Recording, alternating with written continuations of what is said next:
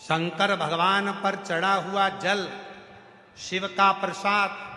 शिव महापुराण की विद्येश्वर संहिता में लिखा है, शंकर भगवान का प्रसाद यदि तुम्हारे हाथ में आ जाए, उसको लेने में एक क्षण की देरी मत करो, उसको प्रणाम करो और शिव जी का प्रसाद धारण करो। क्यों? वो शिव का प्रसाद हमें कवच प्रदान कर देता है, कवच दे देता है।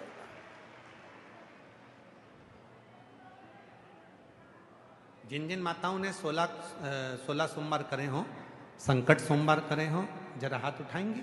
कभी जिन्होंने 16 सोमवार संकट सोमवार करे हो, उठाओ हाथ। करें आप लोगों ने? रखो। 16 सोमवार की कथा में वर्णन आता है कि 16 सोमवार का जो प्रसाद होता है, संकट सोमवार का जो उद्यापन होता है, 16 सोमवार का जो उद्यापन होता है, उस उद्यापन का जो प्रसाद चूरमा होता है, उस प्रसाद को रात भर नहीं रखा जाता, उस प्रसाद को उसी दिन समाप्त करना पड़ता। शिव के प्रसाद को लेने में देरी नहीं कर सकते। आया आया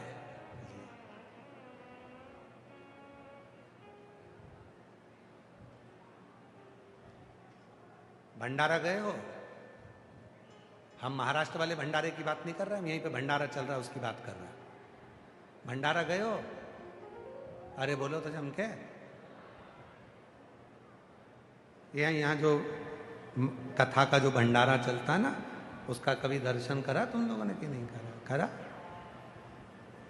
बड़े बड़े सेठ जिनके घर में कोई 4-6 नौकर लगे हैं, वो भी भंडारे की लाइन में लगकर प्रसाद को पाने के लिए तैयार खड़े हैं।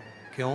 उनको मालूम है ये शिव महापुराण का वो प्रसाद है जिसको लिया और कवच धारण कर लिया, जिंदगी में से रोग को मुक्त कर लिया।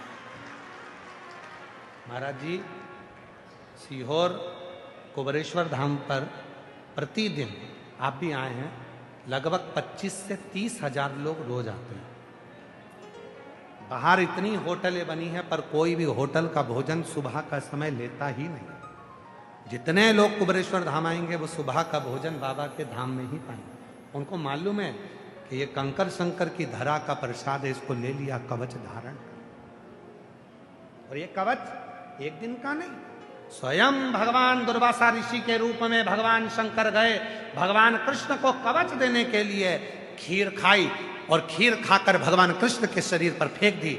हे कृष्ण, पूरे शरीर पर मल लो।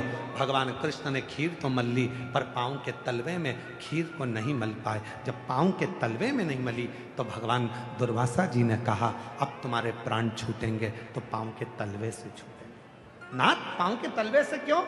मैंने खीर प्रसाद दी थी, अगर वो प्रसाद पूरे शरीर पर लगा लेते तो बाण आता, जरा नाम का व्याघ्र छोड़ता, तुम्हारे लगता नहीं, उससे कुछ होता नहीं। पर पांव के तलवे में वो बाण लगा और भगवान कृष्ण को प्राण त्यागना पड़ा। शिव के प्रसाद में, शिव के प्रसाद, शंकर भगवान पर शिवपुराण में हम वर्णन करते हैं, जल चढ़ाओ, थोड़ा सा जल अपने ऊपर प्रोक्षण करो, थोड़ा सा जल का आचमन करो। क्यों कहते हैं? शंकर भगवान पर चढ़ा हुआ जल, शिव पर चढ़ा हुआ जल, उसका जब हम प्रोक्षण करते हैं, अपने ऊपर छींट लेते हैं, ये अब एक कवच अपन धारण कर लेते हैं। शिव पर चढ़ा जल का आचमन कर लेते हैं, भीतर के विकारों को, रोगों को समाप्त कर देते हैं। कितने रोग। एक पत्र है, अच्छा है, पत्र देखिए।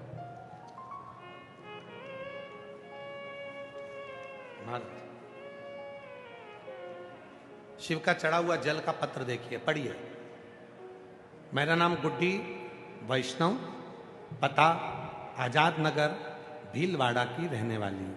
कहीं बैठी हैं गुड्डी वैष्णव? कहीं बैठी हो तो हाथ हिला सकती हैं।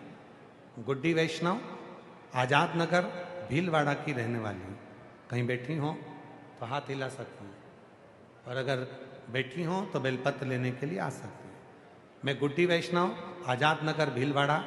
गुरुदेव, मेरे पेट में गठान थी तो डॉक्टर ने बोला कि ऑपरेशन होगा। सभी डॉक्टर के पास गए, सबने ऑपरेशन का ही बोला। फिर मेरी ननंद ने बोला कि आप शिव जी पर 1 लोटा जल चढ़ाना चालू करो। मैंने 1 महीने तक शिव जी पर जल चढ़ाना प्रारंभ करा, 1 महीने तक बिलपत्र भी खाया और टीवी पर आपकी कथा भी सुनी। भोले बाबा की कृपा से बाबा ने ऐसी कृपा करी, दूसरी बार जब जांच कराने के लिए गई तो डॉक्टर ने कह दिया